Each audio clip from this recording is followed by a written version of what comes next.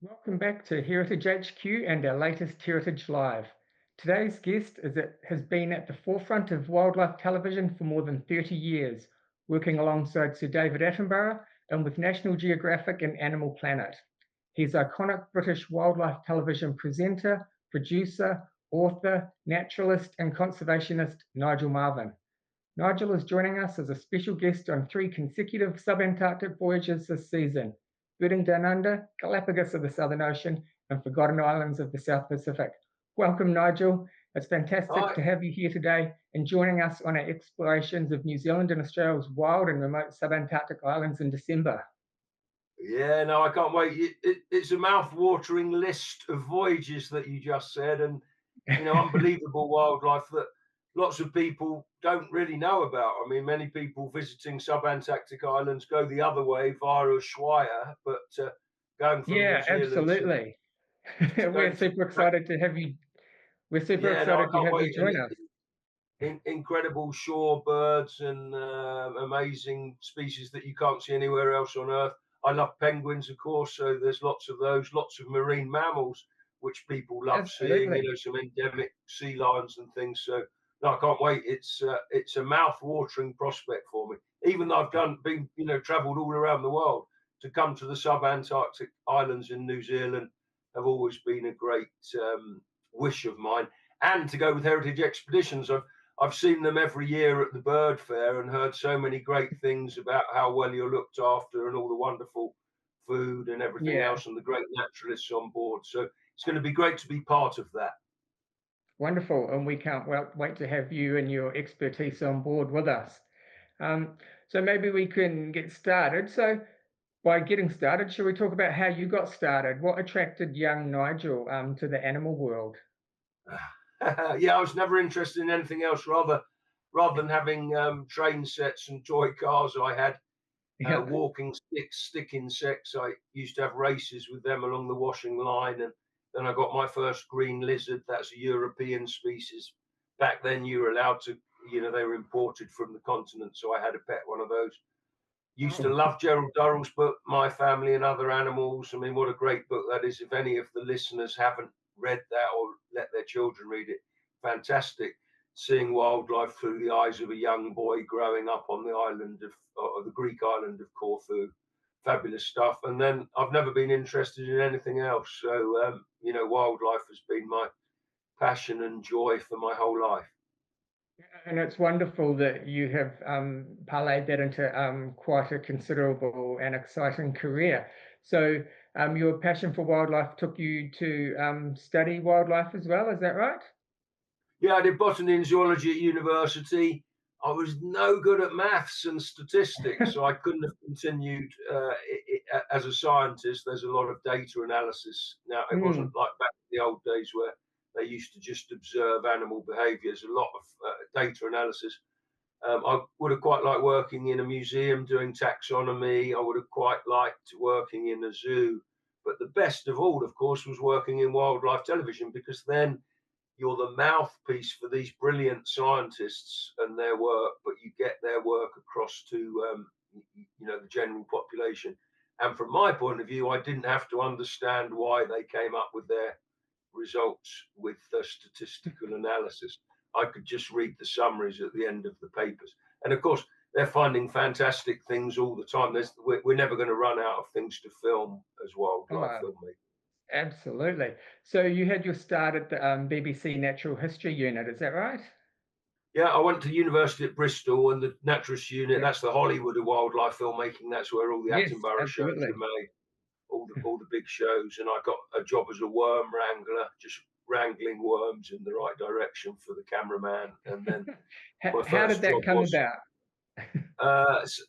they asked me to get some water spiders. We got an amazing spider in Europe and Britain that Mm, actually lives under the water. It's the only aquatic spider in the world, and they make yeah. a diving bell and they fill it with oxygen. So it's a wonderful spider that comes out and then catches things under the water. So I had to find some of those, and then they said, well, because you managed to achieve that, we'd like to offer you a job on the production. And I wrangled all the insects and things for the cameraman. Oh, wow. Okay. And it was at BBC Natural History Unit that you would meet Sir David Attenborough and work with him. What impact did this have on your passion for wildlife and your career? Obviously, I'd always watched him as a boy, Life on Earth, and all of those great Hmm. films. Very nice man. When you met him, I said, "Oh, hello, I'm Nigel Marven, the researcher." He said, "Oh, hello, I'm David Attenborough," as if I didn't know who he was. You know, very nice man, and he remembers what you tell him. So 3 years after you met him, he'd say, "Oh, how did your film on Komodo dragons go?" or whatever. So Oh, incredibly nice wow. man, and of course incredibly knowledgeable. When these Life of Birds, I work with him on that. You know, he comes up with the original idea. The producers then pitch in ideas that he agrees with, and then or disagrees with, and then that's how the shows go around. But incredibly lovely man. There must have been quite a few adventures you guys had during that time. Do you able to share a few of your favorites? Times I worked with him was on First Eden when I was the researcher. We just went to southern Spain for a filming trip. And then I worked with him again as a producer. Everyone wants to be a producer with David Attenborough if you make wildlife films on Life Yeah. of Birds. So that was fantastic. And the main reason I did that was not just to work with David Attenborough, but was to come to Mount Cook to see the wrybill. So the wrybill is that Oh, extraordinary right. wading bird that you have in New Zealand with a bill Yeah. that bent that way, and they use them for finding invertebrates under rocks and things. Always wanted to see a wrybill, and of course, when I came to New Zealand, I saw black stilts and I saw kakapo and all of those amazing. I remember making a pishing noise, and whiteheads and yellowheads came down from the trees. So I mean, you, you haven't got a load of biodiversity of birds there, but the birds you do have there are truly fantastic. I think everyone wants to see a kakapo. I mean, it's on every. If you speak to people, what bird would you love to see in the world? They always say kakapo. Impossible, of course, unless you're a conservationist, but still a lovely thought that there's that parrot booming at night in your country. So New Zealand's got some wonderful things. And then I went back, very lucky I've actually been bitten by a tuatara because we Oh, did a wow. film on giant creepy coolies and went to an island where they had the largest species of weta. You know, your giant cricket. Yep. Cricket. Peter Jackson names his production company after He wetas, did, yes. the famous New Zealand cricket, and you know that was wonderful to meet tuataras. Of course, all of these things I'd read about when I was a little boy, and then to Mm. see that living fossil in the flesh, in the scale, as it were, was fabulous. Yeah, kind of, both the tuatara and the weta are quite, prehistoric looking in their appearance in that. Yeah, I didn't answer. My best trip with Sir David Attenborough was for the Life of Birds, and we did a month's trip. I think he was around 82 at that time to the Galapagos Islands. So that was Oh, wow. fantastic. Yeah. He's a great raconteur, tells great stories about his meetings with Anthony Eden, a prime minister of ours when he was a young man. Incredible stories about his zoo quest days. And we filmed. There's a penguin that's found in the Galapagos as well, the one that's Mm. found on the equator, the Galapagos penguin, because of the cold Humboldt current. We filmed him snorkeling with those. And the main lesson I learned, because obviously after that, I then became a television presenter myself, with Sir David said, Nigel, when we were filming, I was directing, he said, look, Nigel, remember that the animals are the stars. We're the mouthpiece for the animals. The animals are the stars of these films. And I've always remembered him saying that. It was never like, oh, get off the penguin and film me, Nigel. It was like, film the penguins and then come back to me. So he's a living legend. There'll never be another one for sure. No, and some sage advice and something for you to take on and with your career as well. Because then it was, time for you to go in front of the camera. How did that come about? ITV, which is our commercial channel, at the time Mm. they couldn't get Steve Irwin shows, so they wanted a British Steve Irwin. I'd never been in front of the camera before, but they knew that I help cameramen get snakes and Mm. film lizards and things. That was my speciality. So they said, "Oh, can you do a reel?" I did a quick reel, and then I managed to do a series called Giants, where I met the biggest animals around today. It's great because I still produce my own films. I've Yeah. complete control of my own films. So, um, as George Clooney said, it's nice to be the painter, not just the paint. So I produce my own films, but I'm in them as well. And it's great Yeah. because I can get my enthusiasm across on camera rather than just behind the camera. And it's great to be able to do that. Yeah, absolutely. And you certainly have a very strong presence on camera and a great connection and passion for the wildlife comes across as well. So since you've been in front of the camera, you've been able to travel the world to visit some of the most fascinating wildlife on the planet. What have been some of your more memorable encounters? Penguins, St Andrews Mhm. Bay in South Georgia, 100,000 penguins, fabulous to see. Meeting a giant panda in the wild. I think I'm the only television presenter that's been filmed in the wild with a panda in Wow. China. How did that, how did you wrangle that? Uh, Difficult because it vertiginous slopes, lots of trekking, Mm, but and also they're not like deer, of course. They don't stick their heads above the bamboo. They sit on their bottoms and bring the bamboo there. So yeah. most of the time you just see the bamboo moving. But we managed to find a panda mother with a cub, and I could get Oh, very close wow. to them, and it was fun. But so many. I've had great encounters with snakes. I've last 2 months ago, I saw Arabian oryx in the wild for the first time. I mean, they're an iconic antelope, Mm, and when I was a boy, they were extinct in the wild, but they were bred in captivity and reintroduced back into the Middle East. So, so many fabulous, fabulous things. Albatrosses off New Zealand. I'll never forget yeah, seeing albatrosses on a pelagic trip. We'll see lots of them, of course, on the Heritage Expeditions trip, you and most some definitely will. yeah, and some rare and ones endemic Campbell Island that you don't see anywhere else, or it's difficult to identify. So, some truly fabulous adventures I've had. Tigers in India from elephant back. You don't go on an elephant anymore, but when I went, you went on elephant back. So, Right, swimming yeah. outside a cage with a great white was fantastic in South Africa. Have to wait till the water's clear so they can see you Mm, and you can see them. But if you yeah. can, you can swim with them. It's like seeing a jet fighter under the water more than a fish. A great white in its own environment is a fabulous thing to see. And how was the heart? Was it going a few beats there? Yeah, still going now thinking back about that, but no accidents there. My only accident in my career was with a bull shark. So we're in the Bahamas with a man called Eric Ritter. Sadly, he Mm, died now, but and we were filming, and his friend was throwing in bits of fish, and he's saying, "Nigel, look, there's bull sharks all around us. Look, there's a 3 meter bull shark there."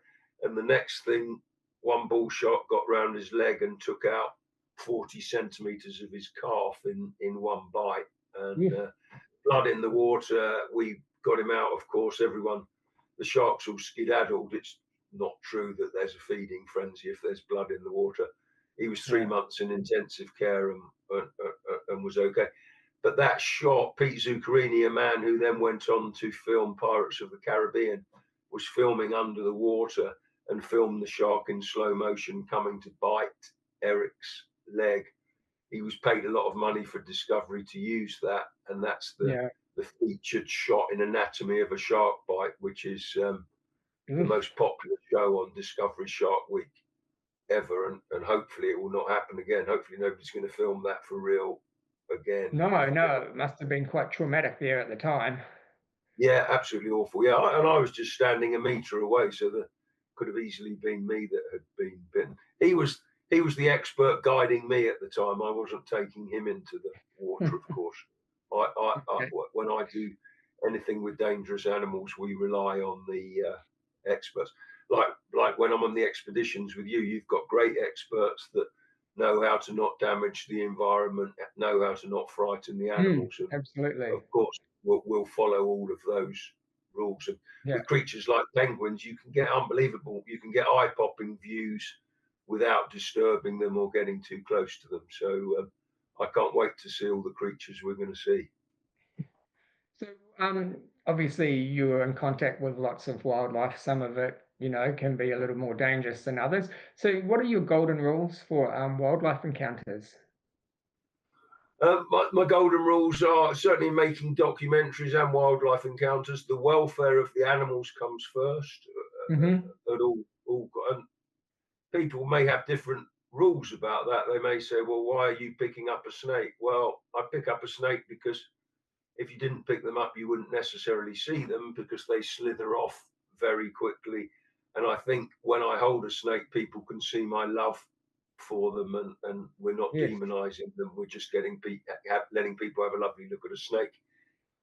Second rule is we've got to have factual accuracy. It's a documentary. I Hmm. misidentified a fish in a documentary I did last year, and even though it cost a lot of money, I had to pull the film back and change the name of the fish to the right species because we're making documentaries and they have to be factually accurate. So we're very careful about when we make a film. So those are the two main rules.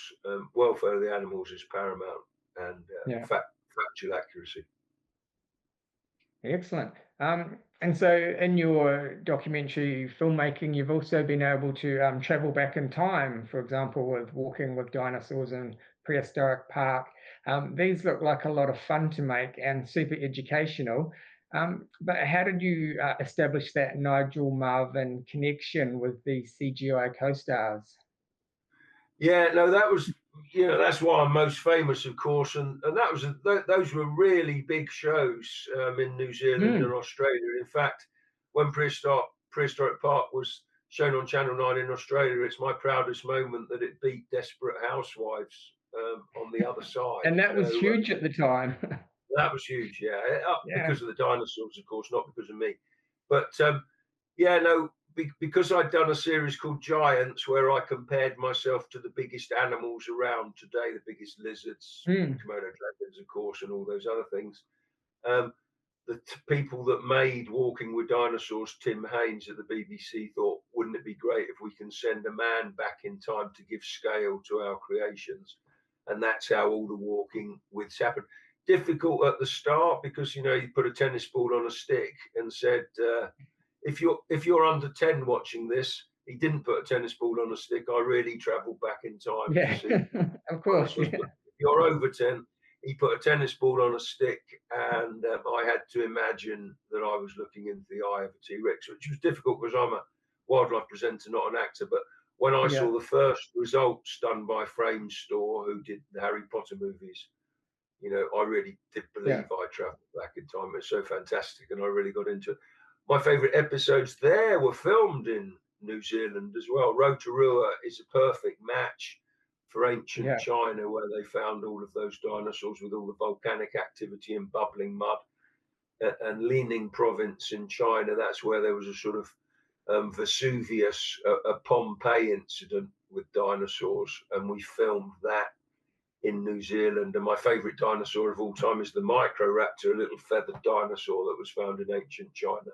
And we took animatronics of that to models, moving models of that to Rotorua in New Zealand. So, and I think also in Sea Monsters, we did the ship. That was another series where I travelled back to the 10 deadliest seas of all time. We filmed all the exteriors of the boat in New Zealand as well. So there was a lot of Okay. connection with Yeah, New Zealand definitely. and Australia. Fraser Island is a great. Fraser Island in Australia is a great backdrop for dinosaurs. So it was great. And I know it's very. I'm still getting letters from people in New Zealand now saying, "Here's a picture of my son dressed as you. We've just watched Prehistoric Park." So even though it was done 15 years ago, it stood the Yeah. test of time, and the Oh, computer graphics absolutely. is still fantastic. So what's it like to be chased by a T-Rex then? Yeah, it was exciting, and I say when you see how they put it all together, and I can, all of us, I'm sure you would, Isaac, you'd love to travel back in time. If we could get a Heritage Expeditions boat to go back to the Cretaceous, Aaron and Exactly. everyone on the Aaron and Yeah. everyone on the team would love that, because we'd see some really special animals. But Don't tell uh, everyone, but we are working on that technology. yeah, if you could do that, it'd be fantastic. But no, it's great fun. It was great fun doing those shows, and I was Yeah. pleased about it because, of course, the children that watch that then watch my shows about deadly snakes and penguins. So there's a whole Yeah, generation now absolutely. that watch my films because they first saw me, chased by dinosaurs.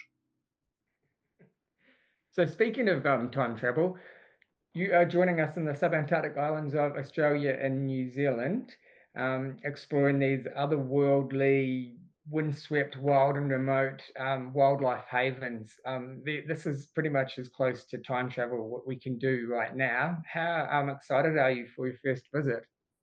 Yeah, I'm very excited about that. As I've always wanted to do it, and there's I like seeing birds. There's shore plovers there that you can see, some snipes that you can't see anywhere else in Hmm. the world. Of course, Yeah. all of the subantarctic penguins that you only see there. I saw one of them, the erect crested penguin. There was one, that a vagrant, that had swum to the Falkland Islands. So I've seen one of them, but most of the others Oh you can wow. only see. Yeah, because Royal Fiordland crested. I've been looking for those. I did a walk to look for them and never found them. So and they're fantastic. Anyone coming on the voyage, of course, you'll get the best photos of your life. Those penguins with the golden plumes above their heads, and there's 3 or 4 species yeah. in New Zealand, are terrific, and they've got red eyes, and they're wonderful things to see.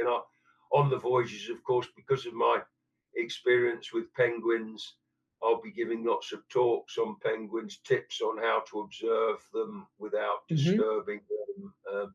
I've done a lot with albatrosses, so we'll be talking about those, consummate gliders, and how they work the southern oceans and how they live there. So it's going to be, and also a couple of talks about my career in wildlife with funny Yeah, anecdotes, hopefully. Yeah. like like we like we've been talking about now. So uh, yeah, even meeting the most dangerous animals on Earth, which are the American or British chat show hosts. I've met Jay Leno and Conan O'Brien and Jonathan Ross, and those are truly frightening moments. Much more frightening than meeting a T Rex, I must say.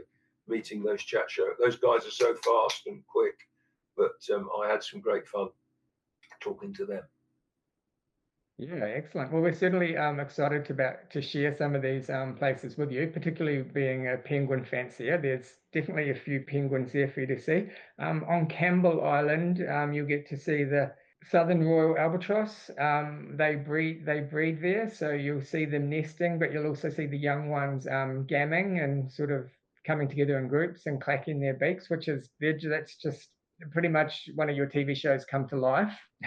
Yes, absolutely. Yeah, no, absolutely. It's all of these iconic Southern Ocean creatures, and to see a penguin of any kind porpoising through the Mm. sea right next to your ship is going to be tremendous. And I'm sure albatrosses will fly in the wake of the Heritage Expedition ship, and of course we'll all be out on deck looking for those creatures. Some very rare gadfly petrels. Gadfly petrels are the ones that fly very erratically, like a gadfly. And where we're Yeah. going, there's some really rare ones that I hope we'll see. So for seabird watching, it's going to be great, but also for general armchair wildlife lovers, this is a great voyage to go on. There's some easy hikes onto islands to see creatures.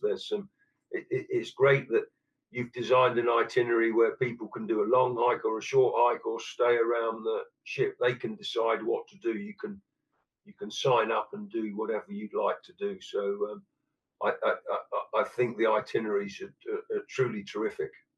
Yeah, exactly. You can essentially make it as active or inactive as you like, and there's zodiac cruising.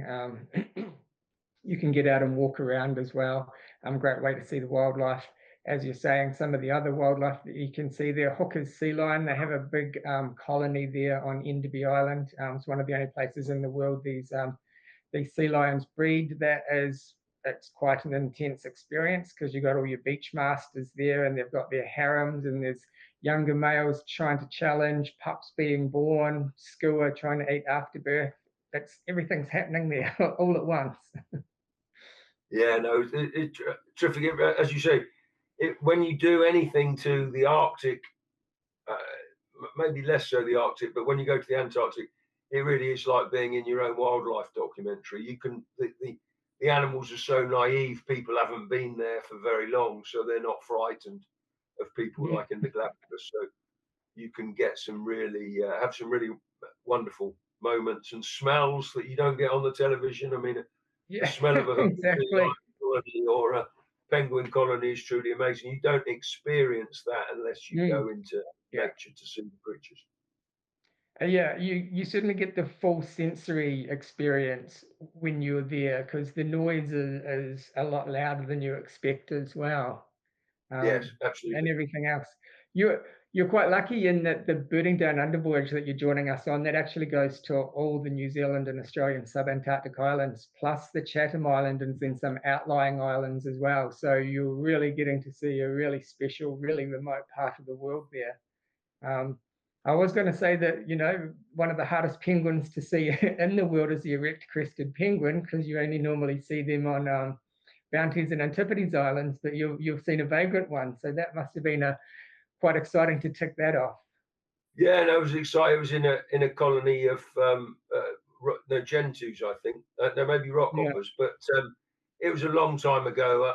I'm, of course, I tick in my field guide the birds that I see, but as far as I'm concerned, to see erect crested penguins properly again, it'll be like seeing a new bird. So I'm just as yeah. excited about re-seeing it, and it's nicer to see them where they belong rather than as a vagrant. Anyway, And you'll see more than one.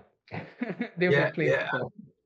yeah, You'll absolutely. also get you'll also get to see snares crested penguins at the Snares Islands. That's one of the first islands we visit, and there's thousands of them, unique to those islands. And then on Macquarie Island, you'll get to see the royal penguin as well, which is unique to there. There's also thousands upon thousands of king penguins there, but also the royal colony as well, which is quite chaotic, shall we say? Yeah, no, fantastic. I mean, that's a great one that used to be considered, not a different species, but of course they look so different to the ones in the other part of Yeah, Antarctic, absolutely. Subantarctic. So it's clearly a different species. So it would be nice. I mean, for me, whenever I saw the pictures of them, there was no dispute about them being a different species. So be wonderful to see them in action. I mean, I was lucky enough to go on to see macaroni penguins, which was the ones that Mhm. they were thought to be the Yeah. same species. The noise of that colony, we were told by the British Antarctic Survey people, this was on Bird Island near South Georgia, that actually the noise they make, if that was happening in a factory, it wouldn't be allowed. It would be breaking the noise pollution rules because Yeah. there's so noise in there. I love seeing them running through and they put their flippers down because some of them nest in the middle of the colony. It's not the best place to nest, and they're Yeah. attacked by their neighbours as they're going through, and they're lifting stones up for their nests, and they're braying, not braying, but they're making their courtship sounds, shaking their golden plumes. Never forget being in a penguin colony, and if some of you thinking about coming, you must come and experience that because it's one of the things you will never forget in your life. I mean, these really are magical voyages. They're once in a lifetime trips, and I can't wait to share them with you. And so does that mean you will have seen every species of penguin after these voyages? I've got one more to see, the emperor penguin. So Oh, the the big the emperor, big guy. the emperor will be the last penguin. Yeah. Okay, excellent. And also while you're exploring these subantarctic islands, you'll be walking amongst megaherbs, which are which will probably remind you of your dinosaur shows. They're the huge plants that have grown to large proportions to survive on the subantarctic islands. You quite often feel like you've stumbled on this to the set of like the 70s sci-fi show amongst these. And there you're wandering through them and they're about waist high. So that's another thrill when you're on the islands. Yeah, no, absolutely. Yeah, the day of the Triffids. I've seen pictures Yeah, of that, and obviously not seen them, but it's seeing your guests walking through them. Of course, yeah, wherever we go, there's set paths, so we're not going to knock them down, but we can just see them and experience them, and that's going to be a wonderful thing. I haven't I've read a little bit about the wildlife, but I haven't read about the botany yet. But I'm sure we're going to see some amazing sights on that front as well. yeah. And we have some excellent guides on board to share that with you to skill you up. So don't feel like you have to plow through heaps of books to to get schooled up because we can do that for you when you're on board. Yeah, no, I'm So sure. yeah, we will be taking you to some of the wildest and least visited places in the planet. Bounties and Antipodes spring to mind because they are super remote. How did Heritage Expeditions itineraries and our experience and reputation as the longest serving operator in the subantarctic islands sort of inform your decision to travel with us? No, it's great. So I've seen them. I've seen them at the Bird Fair. Aaron, Mm, as part. It's his family that started the company, and he's yes, yeah. done. We talked about Komodo dragons because you do adventures to see those, and Hmm. it, you know, it seemed to me that it was an absolute relationship made in heaven because you're taking people to see great wildlife spectacles. I film wildlife spectacles and know about others in other parts of the world, so the synergy Yeah, will be great to do it. The staterooms are great. The food's fantastic. There's great camaraderie between the guests on board. Aaron absolutely. is Yeah. really nice man. So it's great talking to him and helping him. And I say, hopefully down the line, I can go to some of the other voyages and meet Komodo dragons with you and things, which I've done before. I've had Yeah. experience with Komodo dragons, but it's would be nice to travel to some other parts of the world where I've had more experience and can share my Yeah. experiences as well. Absolutely.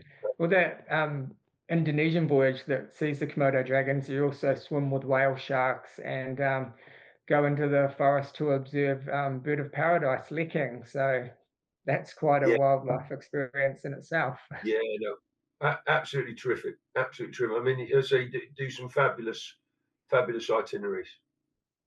Excellent. Hey, well, look, thank you for your time. I've just got time for one more question. So, what can some of our lucky guests expect when they travel with Nigel Marven? I'm very approachable. I love talking to people. Clearly. Lots of not lots. Some TV presenters don't really like chatting to people. I love chatting to people. I love hearing about their stories. If any of the guests have photos of birds they haven't identified, I'd be happy to help with that. I'm obviously be happy to help them get onto seabirds, and I'll be bringing all my field. I'm sure there's field guides on board, but I'll bring my field guides as well, so we can Excellent. have a look at the minutiae of identification of some of the gadfly petrels and all of the other things. And I really, I was a television presenter, and then I started doing these voyages, not on expedition ships, on bigger ships, and I love sharing my enthusiasm for wildlife with other people. We can take Excellent. photos if you've got grandchildren that like prehistoric park and are super fans of mine. So we can do it. We'll have great fun. I'll love being part of the Heritage Expeditions family. Excellent. And we can't wait to welcome you to our family. Okay, so I guess that's a wrap. The one and only Nigel Marvin, people. Thank you for sharing your incredible adventures and insights with us, Nigel. It's super inspiring. If you'd like to join Nigel on either our Birding Down Under, Galapagos of the Southern Ocean, or Forgotten Islands of the South Pacific voyages in December, you can have a look at the link in our bio. Thanks so much for joining us again, Nigel. I hope you've enjoyed another Heritage Live discussion, folks out there, and be sure to keep an eye out for our next one. Until next time, safe travels. Cheers. Yeah, thanks, Thank Isaac. you. Great speaking to See you. ya. Great You too, buddy. speaking to you. See you in December. Yeah.